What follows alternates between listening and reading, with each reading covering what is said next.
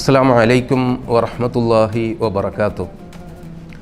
എല്ലാ മാന്യ പ്രേക്ഷകർക്കും ഖുർആൻ സദ്വചനത്തിലേക്ക് ഹൃദയം നിറഞ്ഞ സ്വാഗതം. വിശുദ്ധ ഖുർആനിലെ ശ്രദ്ധേയമായ വചനങ്ങളാണ് നമ്മൾ ചർച്ച ചെയ്തുകൊണ്ടിരിക്കുന്നത്. ഇന്ന്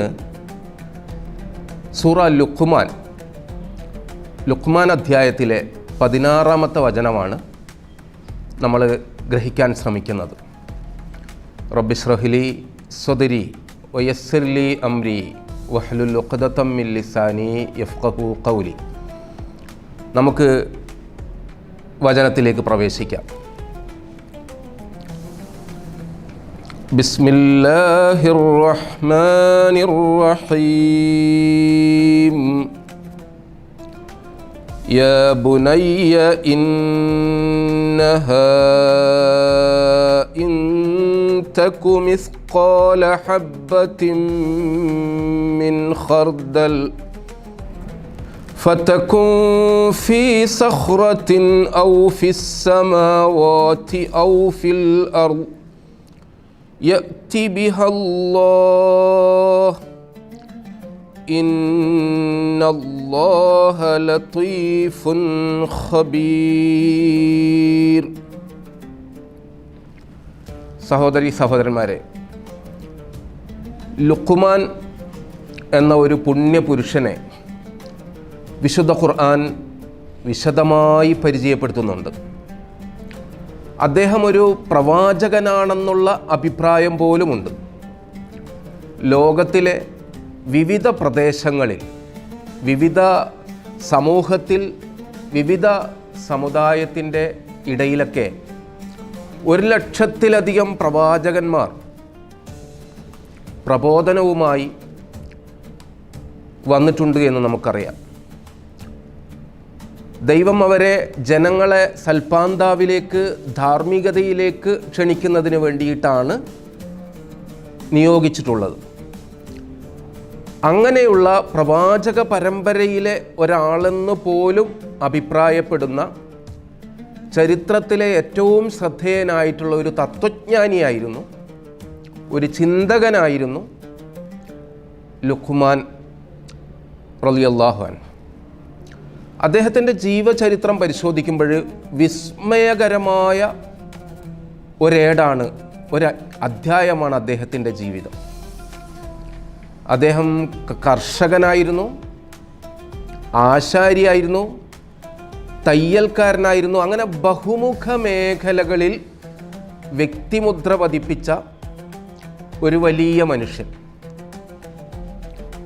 അദ്ദേഹത്തിൻ്റെ നാട് എത്തോപ്യയെന്നും സുഡാനെന്നും ഒക്കെ വിവിധ അഭിപ്രായങ്ങളുണ്ട്. എന്തു തന്നെ ആയാലും ഇബ്രാഹിമി പരമ്പരകളിൽ എത്തിച്ചേരുന്ന ഒരു കുടുംബമാണ് അദ്ദേഹം എന്ന് പറയപ്പെടുന്നു. അല്ലെങ്കിൽ അയ്യൂബ് നബിയുടെ കുടുംബവുമായി ബന്ധപ്പെട്ട ഒരാളെന്ന് ചരിത്രത്തിൽ വ്യത്യസ്തമായ അഭിപ്രായങ്ങളുണ്ട്. എന്തു തന്നെയായാലും അദ്ദേഹം വളരെ ശ്രദ്ധേയനായ പണ്ഡിതനായിരുന്നു, ചിന്തകനായിരുന്നു. അദ്ദേഹത്തിന് വേണ്ടി മാത്രം ഒരു സൂക്തം ഇറങ്ങുകയാണ് അദ്ദേഹത്തിൻ്റെ പേര്. ആ അധ്യായത്തിൽ കൂടുതൽ പരാമർശിക്കുന്നത് അദ്ദേഹം മകന് നൽകുന്ന ഒരു സാരോപദേശമാണ്. 8ഓളം പ്രധാനപ്പെട്ട ഉപദേശങ്ങൾ നൽകുന്ന ഒരധ്യായമാണിത്. ഈ ഉപദേശം എന്ന് പറയുമ്പോൾ ഇന്നത്തെ കാലത്ത് അത് വലിയ അരോചകമായി പുതിയ തലമുറ കാണുന്നൊരു പ്രതിഭാസമാണ്. ഉപദേശം എന്നത് ഏറ്റവും വെറുക്കപ്പെട്ട ഒരു സംഗതിയായി കാണുന്ന ഒരു കാലത്ത്, നമ്മളൊക്കെ നാടൻ ഭാഷയിൽ ഇപ്പോൾ പുതിയൊരു പ്രയോഗപ്രകാരം തന്തവൈബ് എന്നൊക്കെ പറയും. ഉപദേശിക്കുന്ന അധ്യാപകരെ ഇഷ്ടമല്ല, ഉപദേശിക്കുന്ന മാതാപിതാക്കളെ ഇഷ്ടമല്ല, മുതിർന്നവരെ ഇഷ്ടമല്ല. ചിലപ്പോൾ അവരോട് പ്രതികാരം ചെയ്യുന്ന രീതിയിലൊക്കെ പോവുകയാണ്. പക്ഷേ ഇവരൊക്കെ ഒരു വൈകാരികമായ നിമിഷത്തിൽ ഉപദേശത്തെ നിരാകരിക്കുമെങ്കിലും ഒരു സന്നിഗ്ധ ഘട്ടത്തിൽ, ഒരു പ്രതിസന്ധി ഘട്ടത്തിൽ അവരങ്ങനെ പറഞ്ഞത് ശ്രദ്ധിക്കണമായിരുന്നു, അത് മുഖവിലക്കെടുക്കണമായിരുന്നു എന്ന് ചിന്തിക്കുന്ന ഒരു കുറ്റബോധത്തിൻ്റെ ഒരവസ്ഥയും നമ്മിൽ വന്നു ചേരാറുണ്ട്. അപ്പോൾ ലുഖ്മാൻ മകന് നൽകുന്ന ഉപദേശങ്ങളിൽ വളരെ ശ്രദ്ധേയമായ ഒരു ഉപദേശമാണ് ഞാനിവിടെ ചർച്ചയെടുക്കുന്നത്. ചർച്ചക്കെടുക്കുന്നത്. യാ ബുനയ്യ, എൻ്റെ പൊന്നുമോനെ, അങ്ങനെയാണ് ആ പ്രയോഗത്തിൻ്റെ അർത്ഥം. എൻ്റെ പൊന്നുമോനെ, ഇന്നഹാ ഇൻ തകു മിസ്ഖാല ഹബ്ബത്തിൻ മിൻ ഖർദൽ, ഒരു കടുക് മണിയുടെ, ഖർദൽ എന്ന് പറഞ്ഞാൽ കടുകാണ്, കടുക് മണിയുടെ തൂക്കത്തിൽ ലുള്ള ഒരു കർമ്മം, തീർച്ചയായും അങ്ങനെയുള്ള ഒരു കർമ്മം, ഫതക്കും ഫി സഹ്റ, അത് ഒരു പാറയിടുക്കിലാണെന്ന് കരുതുക, ഔ ഫിസ് സമാവാത്ത്, അല്ലെങ്കിൽ ആകാശലോകത്തെവിടെയോ, ഔ ഫില്ലർ, അല്ലെങ്കിൽ ഭൂമിയിൽ, അങ്ങനെയെന്ന് കരുതുക. എന്നാൽ പോലും യഅ്തി ബിഹല്ലാ, അത് ദൈവം തീർച്ചയായിട്ടും അത് കൊണ്ടുവരിക തന്നെ ചെയ്യും. പറഞ്ഞു വന്നത്, നിങ്ങൾ എത്ര രഹസ്യമായി, എത്ര നിഗൂഢമായി, എത്ര പ്ലാൻ ചെയ്ത് ആസൂത്രിതമായി ചെയ്ത ഒരു കർമ്മവും, ആ കർമ്മം ഒക്കെ ദൈവം അത് നിരീക്ഷിക്കുകയും അറിയുകയും അത് കൊണ്ടുവരികയും ചെയ്യും എന്നാണ് ഈ വിശുദ്ധ ഖുർആനിൽ, ഈ അധ്യായത്തിൽ, ഈ വചനത്തിൽ നമ്മളോട് പറയുന്നത്. തീർച്ചയായും ഈ അധ്യായത്തിൽ നിന്ന് നമുക്ക് മനസ്സിലാകുന്ന ഒരു കാര്യം, ആധുനിക സാങ്കേതിക വിദ്യ അനുദിനം അഭംഗുരം പുരോഗതി പ്രാപിച്ചു വരികയാണ്. അപ്പം നമ്മളൊക്കെ അഹങ്കരിക്കുകയാണ് എല്ലാം നമുക്കറിയാമെന്ന്. പക്ഷേ ചിലതൊക്കെ നമുക്ക് ദൈവത്തിൻ്റെ ഒരു കയ്യൊപ്പ് പോലെ ചില സംഗതികൾ ഇന്നും നിഗൂഢമായി തന്നെ കിടക്കുന്നു. ഇപ്പോൾ എത്ര വലിയ ഗവേഷണങ്ങൾ ഇന്നും നടന്നുകൊണ്ടിരിക്കുക. മരിച്ചു കഴിഞ്ഞിട്ട് മനുഷ്യ ശരീരത്തിന് സംഭവിക്കുന്ന എന്താണ്? കേവലം ഒരു മണ്ണായി അങ്ങ് ദ്രവിച്ചു പോവുകയാണോ? യുക്തിവാദികളടക്കം നിരന്തരം പറഞ്ഞുകൊണ്ടിരിക്കുന്നത് സ്വയംഭൂവാണ് മനുഷ്യൻ, അതങ്ങനെ പ്രകൃതിയിൽ അങ്ങനെ ജനിച്ചു വന്നു പോകുന്നതാണ്. പക്ഷേ ഇത്രയും ഡിസൈൻ ചെയ്ത ഒരു ശരീരം, അതിനകത്ത് ഹൃദയവും തലച്ചോറും കിഡ്നിയും കരളും ഒക്കെ വ്യവസ്ഥാപിതമായി ഡിസൈൻ ചെയ്ത് ഓരോന്നിന് ഓരോ ഡ്യൂട്ടി കൊടുത്ത് ദൈനംദിന ജീവിതം വളരെ ശാസ്ത്രീയമായി സംവിധാനിച്ചിട്ടുള്ള ദൈവത്തിൻ്റെ ആസ്തിക്യം നമ്മുടെ ശരീരത്തിൽ തന്നെ നോക്കിയാൽ നമുക്ക് മനസ്സിലാകുന്നതാണ്. അപ്പോൾ ഇന്നും ശാസ്ത്രലോകത്തിന് മരണശേഷം സംഭവിക്കുന്നത് എന്ത് എന്നതിന് കൃത്യമായ ഒരു ഉത്തരം പറയാൻ സാധിച്ചിട്ടില്ല. ഇനി നമ്മുടെ എല്ലാ സംവിധാനങ്ങളും ഉപയോഗിച്ചിട്ടും ചിലത് നമുക്ക് കണ്ടെത്താൻ കഴിയുന്നില്ല. കുറച്ച് വർഷങ്ങൾക്ക് മുമ്പ് ഒരു വിമാനം അപ്രത്യക്ഷമായി. അതിലെ യാത്രക്കാരും റഡാറിൻ്റെ നിരീക്ഷണത്തിൽ നിന്ന് അപ്പുറം പോയി അവർക്ക് എന്താണ് സംഭവിച്ചത് എന്ന് കോടിക്കണക്കിന് രൂപ ചെലവഴിച്ചിട്ട് പോലും കണ്ടെത്താൻ സാധിച്ചിട്ടില്ല. അതിനുവേണ്ടി അഹോരാത്രം ശാസ്ത്രത്തിൻ്റെ എല്ലാ സംവിധാനങ്ങളും ഉപയോഗിച്ചിട്ടും കണ്ടെത്താൻ സാധിച്ചിട്ടില്ല എന്നത് നമ്മൾ മനസ്സിലാക്കേണ്ട ഒരു യാഥാർത്ഥ്യമാണ്. ഇപ്പോഴും കുറച്ച് വർഷങ്ങളിലേ ആയുള്ളൂ കൊറോണ കടന്നുപോയിട്ട്. ഒരു സൂക്ഷ്മജീവിയായ കൊറോണയുടെ കോടാനുകോടി അണുക്കളുടെ ആക്രമണങ്ങളെ നമുക്ക് തടയാൻ സാധിക്കുന്നില്ല. വലിയ ഡിനോസാറുകൾ, കാട്ടാനയെ, തിമിംഗലത്തെയൊക്കെ അമർച്ച ചെയ്യുവാനും പ്രതിരോധിക്കാനും നമുക്ക് സാധിക്കുമ്പോൾ നമ്മുടെ കയ്യിൽ നിന്ന് നമ്മുടെ നിയന്ത്രണത്തിനല്ലാതെ സൂക്ഷ്മജീവികൾ നമ്മളെ വെല്ലുവിളിക്കുന്നതും പരിഹസിക്കുന്നതും നമ്മൾ കാണുന്നുണ്ട്.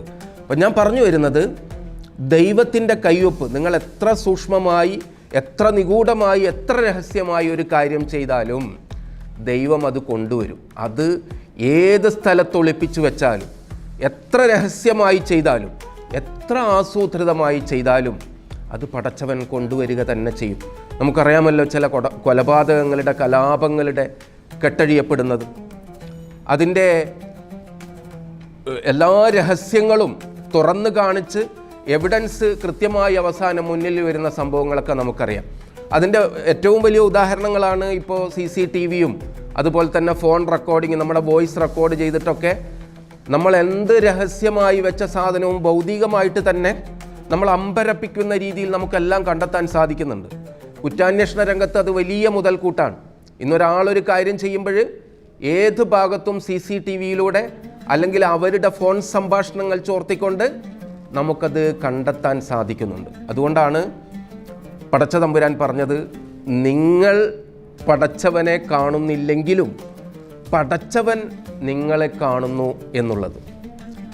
ആ ഒരു ഭക്തി, ആ ഒരു സൂക്ഷ്മതാബോധമാണ് തീർച്ചയായും അടിമകൾക്ക് ഉണ്ടാവേണ്ടത്. എന്നിട്ട് പറയുന്നു, ഇന്നല്ലാഹ ലത്തീഫുൻ ഖബീർ. അല്ലാഹു ലത്തീഫ്, സൂക്ഷ്മജ്ഞനാണ്. ഖബീർ, ഗാഢജ്ഞനുമാണ്. എന്ന് പറഞ്ഞാൽ ഗാഢജ്ഞാനിയും സൂക്ഷ്മജ്ഞാനിയുമാണ്. എന്താണ് അതിൻ്റെ അർത്ഥം? ഒരു മനുഷ്യന് അവൻ്റെ അറിവ്, അവൻ്റെ കാഴ്ചക്ക്, കേൾവിക്ക് ഒക്കെ പരിമിതിയുണ്ട്. 1 കിലോമീറ്ററിൻ്റെ അല്ലെങ്കിൽ 1 മീറ്ററിൻ്റെ അകത്ത് മാത്രമാണ് നമുക്ക് ചിലപ്പോൾ എല്ലാ ഭാഗവും നമുക്ക് കാണാൻ സാധിക്കാത്ത രീതിയിലുള്ള പരിമിതികൾ നമുക്കുണ്ട്. പക്ഷേ ദൈവമാണ് ഏറ്റവും സൂക്ഷ്മമായി അറിയുന്നവൻ, ഏറ്റവും അഗാധമായി അകവും പുറവും ഒക്കെ അറിയുന്നവൻ അള്ളാഹുവാണ്. ഈ രീതിയിൽ വേണം നമ്മൾ വിശ്വാസികൾ ജീവിതത്തിൻ്റെ കർമ്മങ്ങളെ മുന്നോട്ട് കൊണ്ടുപോകാൻ. നമുക്ക് പലപ്പോഴും കളവും ചതിയും വഞ്ചനയും കാപട്യവും ഒക്കെ കാണിക്കുന്നത് ഈ ഒരു ദൈവബോധത്തിൻ്റെ, ദൈവഭക്തിയുടെ അഭാവമാണ്. പൂർവികരായ ആളുകൾ ഇത്തരം കാര്യത്തിൽ വളരെ സൂക്ഷ്മജ്ഞരായിരുന്നു, വളരെ സൂക്ഷ്മത പാലിക്കുന്നവരായിരുന്നു എന്ന് നമുക്ക് ചരിത്രത്തിൽ കാണാൻ സാധിക്കും. പ്രവാചകൻ സല്ലല്ലാഹു അലൈഹി വസല്ലമ തൻ്റെ അനുയായികളുടെ ഒരുപാട് കാര്യങ്ങൾ പറയുന്നുണ്ട്. ആടിനെ മേച്ചിട്ട് അതിൻ്റെ പ്രതിഫലം പറ്റുന്ന ഒരാട്ടിടയൻ വിശന്ന് ദാഹിക്കുമ്പോൾ പോലും ആ ആടിൻ്റെ പാൽ കറന്ന് കുടിക്കാൻ സന്നദ്ധനാകുന്നില്ല. കാരണം ദൈവം അനുവദിച്ചിട്ടില്ല. ദൈവം അതിൻ്റെ പേരിൽ എൻ്റെ കർമ്മത്തെ വിചാരണ ചെയ്യുമെന്ന് അവന് ബോധ്യമുണ്ട്. അതുകൊണ്ട് അവൻ സ്വതന്ത്രമായി ചെയ്യാവുന്ന യഥേഷ്ടം സൗജന്യമായി കിട്ടുന്ന വെള്ളം കുടിച്ചുകൊണ്ടാണ് അവൻ്റെ ദാഹം അകറ്റുന്നത്. അപ്പം ഇങ്ങനെ ദൈവം സദാസമയം നമ്മളെ വാച്ച് ചെയ്യുന്നു എന്ന ബോധ്യമുണ്ടെങ്കിൽ നമ്മൾ പ്രവർത്തനത്തെ ശ്രദ്ധിക്കും. നമ്മളെ ഓഫീസിൽ നിന്ന് പലതും വേണ്ടാത്ത അനാവശ്യങ്ങൾ നമ്മൾ കാണിക്കാത്തത് എന്തുകൊണ്ടാണ്? തീർച്ചയായും അവിടെ മോണിറ്റർ ചെയ്യപ്പെടും. ഇതിൻ്റെ ഡയറക്ടർ, അതിൻ്റെ ബോസൊക്കെ തീർച്ചയായും അത് ചോദ്യം ചെയ്യും, അത് ഹാജരാക്കപ്പെടും. ഈ ഒരു ബോധ്യം നമ്മുടെ മനുഷ്യ സമൂഹത്തിനുണ്ടെങ്കിൽ ഇവിടെ കുറ്റകൃത്യങ്ങൾ, മോശമായ ചിന്തകൾ, അക്രമങ്ങൾ ഇവിടെ ഉണ്ടാകില്ല എന്നാണ് ഈ വചനത്തിലൂടെ നമുക്ക് ബോധ്യപ്പെടുന്നത്. 8 കൽപ്പനകളാണ് ഈ സൂറ ലുഖ്മാനിൽ വിശദമായി ലുഖ്മാൻ റളിയല്ലാഹു അൻഹു മകനെ ഉപദേശിച്ചിട്ട് പറയുന്ന സാരോപദേശങ്ങൾ. ഇനി മറ്റ് ഉപദേശങ്ങൾ മറ്റൊരു ദിവസം വിശദമായി നമുക്ക് ചർച്ച ചെയ്യാം. അതിൽ നിന്ന് നല്ല കാര്യങ്ങൾ മനസ്സിലാക്കി അത് ജീവിതത്തിൽ പ്രായോഗികമാക്കാൻ ശ്രമിക്കാം. വിശുദ്ധ റമളാനിൻ്റെ ഈ ദിനരാത്രങ്ങൾ ധന്യമാക്കാൻ നമുക്ക് സാധിക്കട്ടെ. ദൈവഭക്തി കൊണ്ട്, ദാനധർമ്മങ്ങൾ കൊണ്ട്, ഖുർആൻ പാരായണങ്ങൾ കൊണ്ട്, സഹജീവി സ്നേഹം കൊണ്ട് ഒക്കെ നമുക്ക് ഈ പുണ്യ വ്രതാനുഷ്ഠാനത്തെ സഫലമാക്കാൻ സാധിക്കട്ടെ. നമ്മുടെ സൽക്കർമ്മങ്ങൾ ദൈവം സ്വീകരിക്കട്ടെ.